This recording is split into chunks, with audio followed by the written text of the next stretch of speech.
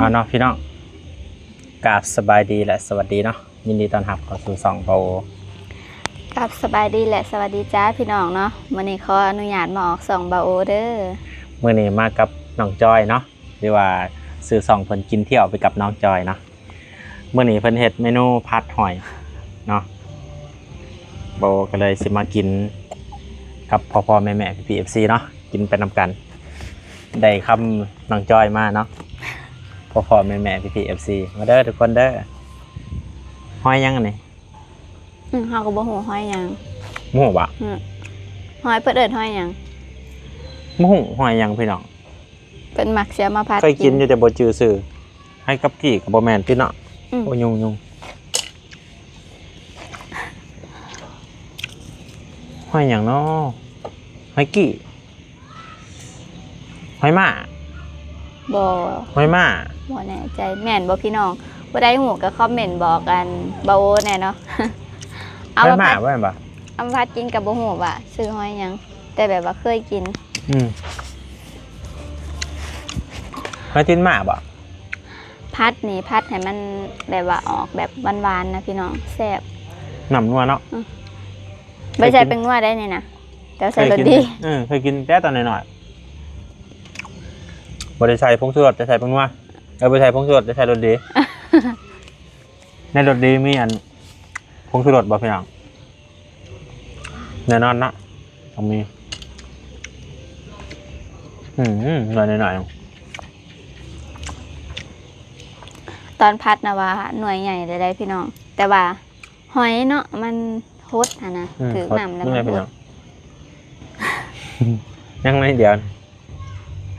แต่ว่าขั้นเท้าซื้อจริงๆนะแบบที่เพิ่นแกะน่ะก็มีได้แต่แบบนั่นมาพัดกับโบแสบอีกพี่น้องมันเป็นอันแบบมันออกมาอยู่ข้างนอกแล้วนะมันโบสดคืออยู่ในกาบแบบนี้นะเอาแบบนั้นมากินนะบรรยากาศมันนี่ก็แบบว่านั่งกินหน้าบ้านตากลมหน่อยหนึ่งพี่น้องแต่ว่าก็มื้อนี้รู้สึกว่าสงัดเนาะลมบ่แห้งปานใดยุ่งกับลายจักหน่อยมึงยุ่งอยากหลาย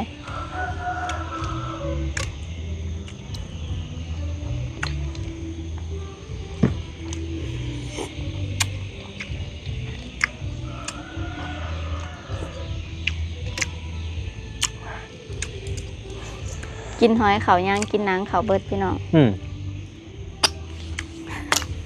บนหอยไปใช้หน่อยเขาบุคคลได้ใช้ปาก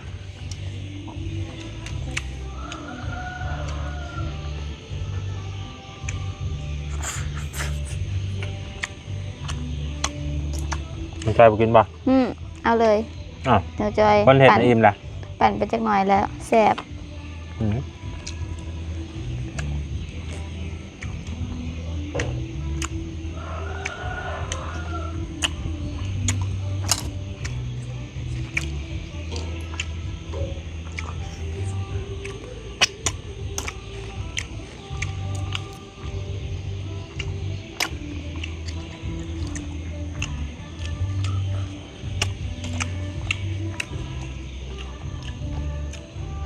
บ่ได้พี่น้องรูปหลดกินหอยกับข่าวเลยบ่ยิ้มข่าวเนาะมันบ่แม่นแนวคือผู้เฒ่าเพิ่นว่านี่กินหอยเขาย่างกินหนังเขาเบิดบัดกินข้าวกับหนังเนาะหนังตอนหนึ่งนี่ป้าเปิดข่าวจักแม่นจักปั่นพี่น้องมันหยาบเด้มันหยาบป้อนข่าวใส่อยู่ไว้หนังตอนเก่า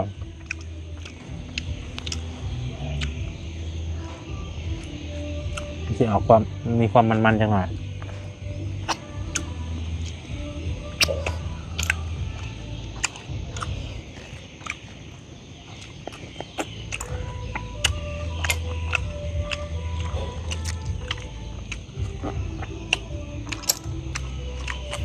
ป้าพี่น้องยุงหลายป่ะแม่นเอิ้นบอกมีคนอยู่เทิงบอกสมองเปิดไฟกัน